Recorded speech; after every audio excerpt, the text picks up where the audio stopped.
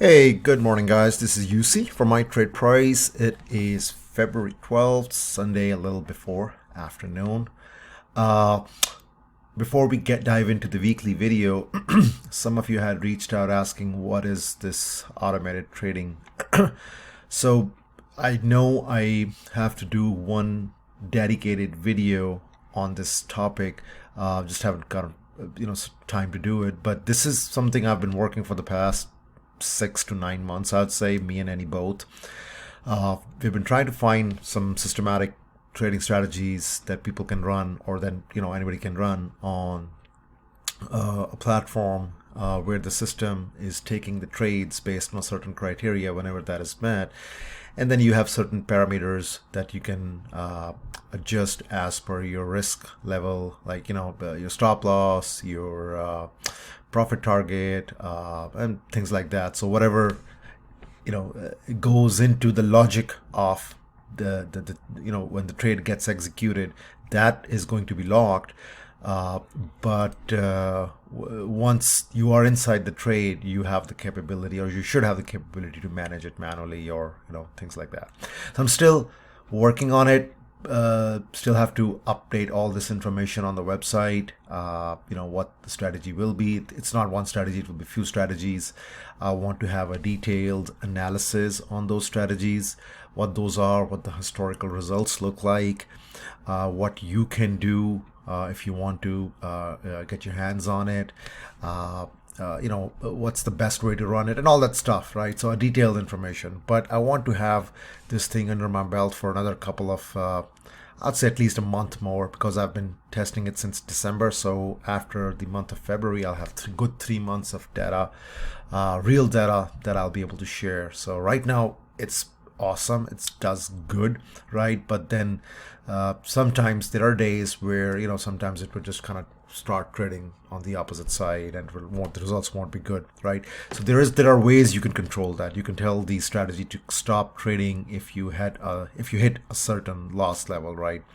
But as long as the overall strategy results have a positive expectancy built into it, it will take care of itself, and that's what I have seen in the back tested results. So more to come on that front. Okay, but so yeah, if you go to this website and click on the automated trading, you won't find anything right now. But give me a few weeks. I'm still working on it. Still have to get some Ninja Trader stuff in there because if I will be putting their branding on the website, they want it a certain way, things like that. So I have to figure all that part out. Okay, let's get started on our weekly video. Okay, so what you're looking at is a chart of QQQ weekly right now. Let's put this into a daily view as well. So what you have on your right side is weekly, and the daily and the lower time frames I will be just putting on the left side. So starting from the weekly view, again, nothing wrong with the technical weekly structure. It's just an inside week for now. So that's, if you have to give the benefit of the doubt, I will give to bulls that the trend is bullish, right? Lower, higher lows and higher highs, right? This was the first week in a while where you saw a lower high, but still a higher low. So inside week, pause week, whatever you want to call it, it's still, the chart remains kind of bullish above 297 on a weekly time frame, right? Because that was the resistance on the way up. If you see right here, it got rejected, and once we got above that, that's exactly where we stopped. So 297 and above, chart remains bullish, right? Even in the daily time frame, you can see all this run in the past 2 months, right? Any bearish day you see, it does not get a much of a downside follow through, right? Yes, these were the two consecutive weeks that we saw, but you can see it was an overlap, right? So it wasn't consecutive 2 weeks where we saw the price considerably below each other's each day's low, right? That did not happen. So it was an overlap. That still meant that there were buyers trying to push it up, couldn't do it. But now on Friday we have this doji looking bar, pause bar, failure of the downside move, who knows, but still within the bull flaggish lower end of the bull flag range, right? That's where I always say, if you want to be long, if you want to traded on the upside, this is where you get in, because your risk will be contained. Anything below 297 or even 295, you would say, sure, intraday it's weakness, but it can, if it pops back up, it's better to get long here rather than chasing on the upside. And usually people like to trade it. What I have seen is the breakout. Everybody says breakout of the bull flag, but you're going to get crazy bad fills if you're trying to do calls when it's breaking out, because the premium will be so high. So things like that you can just kind of consider. But so far, I think 297 plus, it's good. 297 below, it's intraday weakness. Towards 289, that's where we have the next major support, right? 290 if you just want to even it, because that's where we have these multiple touch points. Even the down day we have on that level did not see any move down below that. We opened the next day right there and boom, got up, right? So it's maintaining this uptrend line. Let's see if this channel and uptrend line kind of becomes a support and it wants to go back up. Okay, SPY, similar look and feel, right? Inside week in the weekly bar, but with a little bit of top wick, so some selling pressure, but not to the extent where bears are in full control, right? I would not say that unless or until on an intraday basis we are below 404.9, right? That's the low of this previous week, but again, multiple touch points there. Once we're below that 400, right? And if it takes that out as well, we have multiple touch points. These was the resistance on the way up, right? You can see, and then it became a good resistance, support level, right? Multiple touch points. So that's your sort of reference point, right? That it can come here and then give you a bounce back up, right? Right now, still in the up channel, bearish trend bar, right? Did not see any downside follow through, pause. So let's see if it kind of move back up towards the upper end of this channel, right? And then eventually break out towards 420, all right? So from chart perspective, still okay. Still bulls have the upper hand, I would say.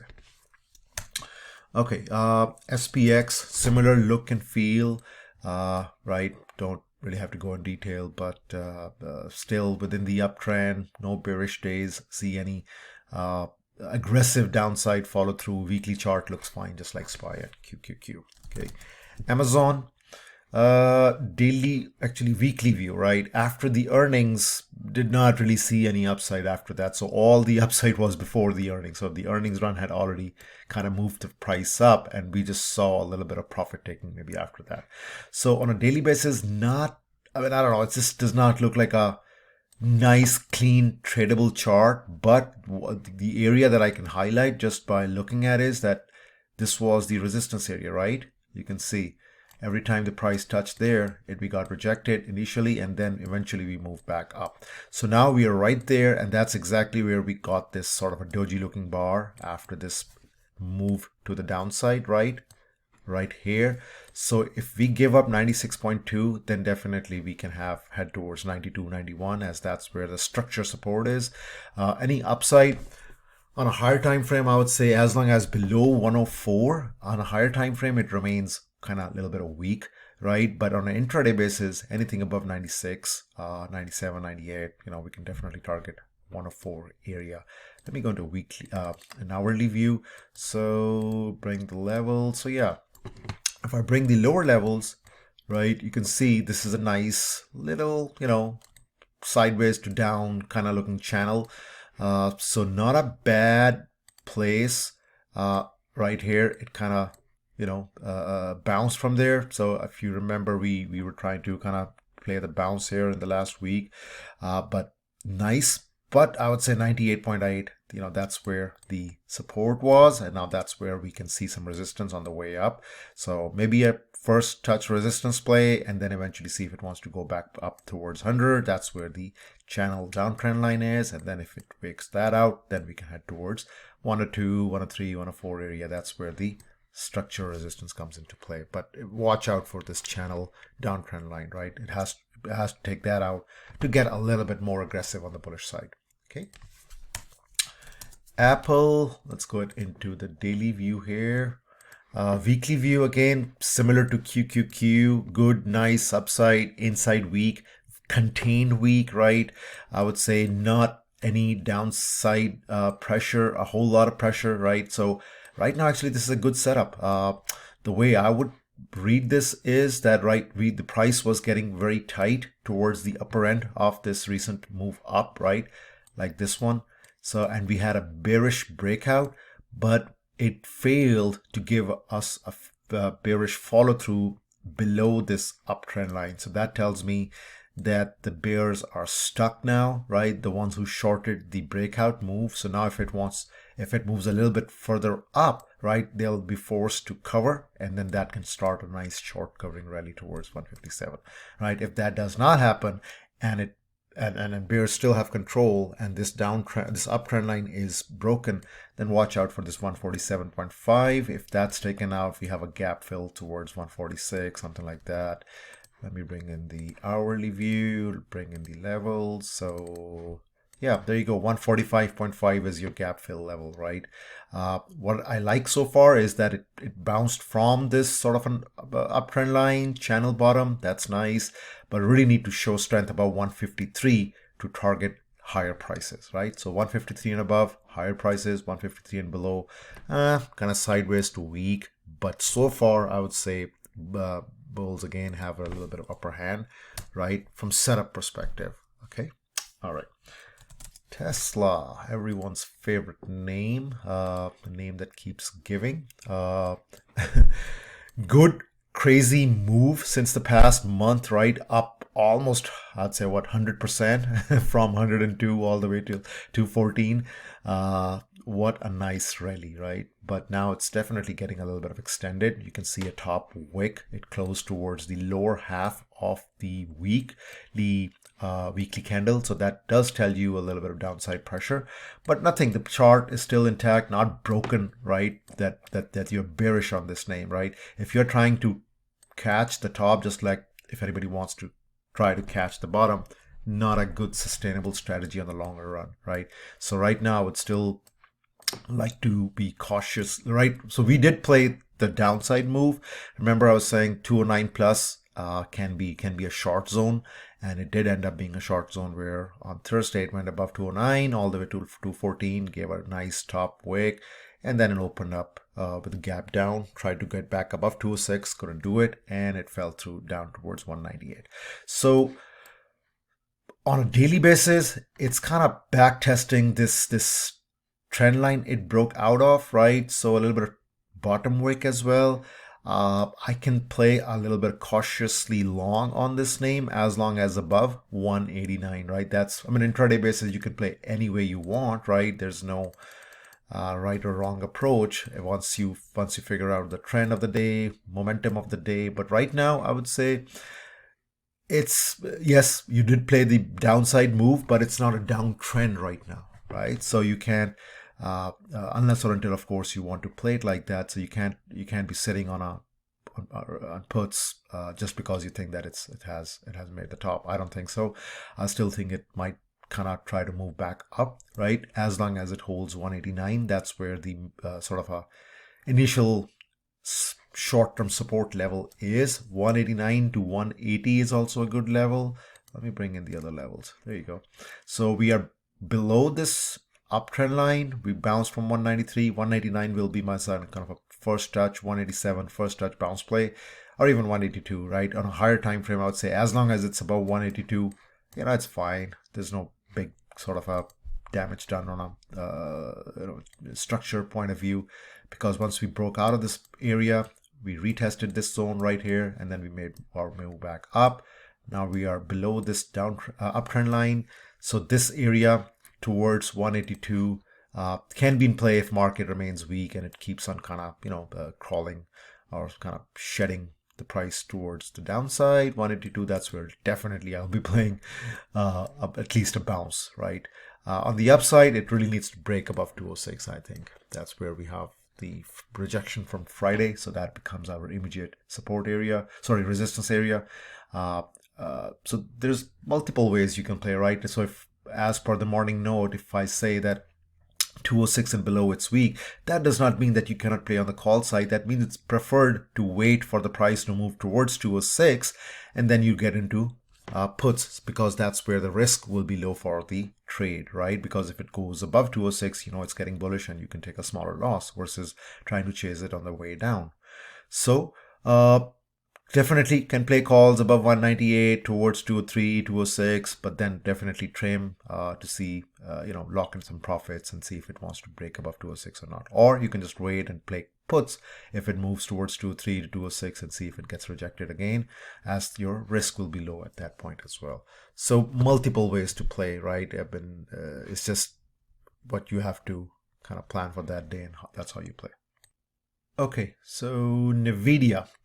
Weekly view, very strong, good bullish move since the past, 2 months now. Extended, yes. Will it go down? Definitely a little bit, I would say. But with earnings coming up, this by the end of this week or maybe early next week, looks like it can very well remain a little bit contained, right? Because the weekly bullish bars are seeing some overlap, so that means the momentum is still strong, but it's slowing down now considerably, right? With the top long wick on the daily view right here as well, you got this 2 bearish days in the middle of the week and then a gap down. Still, from structure perspective, nicely holding up, right? You can see this was the resistance on the way up and then it became support, and now that's exactly where we found a little bit of support and bounced on Friday. So this becomes your reference points, 206.7. Anything below, lower prices can be the target. Anything above that, the chart remains sideways to bullish, right? If you are into fibs and like to kind of consider that into your trading approach, then definitely I like to kind of bounce play things at the 61.8 fib retracement. Anything 61.8 to 78, that's sort of a good pullback. So I think if you get a pullback like that on early next week between 206.7 all the way till 200, that can be a good, nice little pullback to kind of play the call side, right? If I bring in the lower levels, still holding this uptrend line, and that's where the support is. Let me get rid of this one. So yeah, does not look bad, right? So between 206 to 200, so I'd say around here, just like that, you can play a little bit of move like that. All right, let's take a look at Netflix weekly, daily. So weekly perspective, close towards the lower end of its previous week, the week before that, so that does show some weakness, but it has had a nice big run. So still okay, right? Yes, a little bit of pullback, all that stuff, but nothing broken, I would say.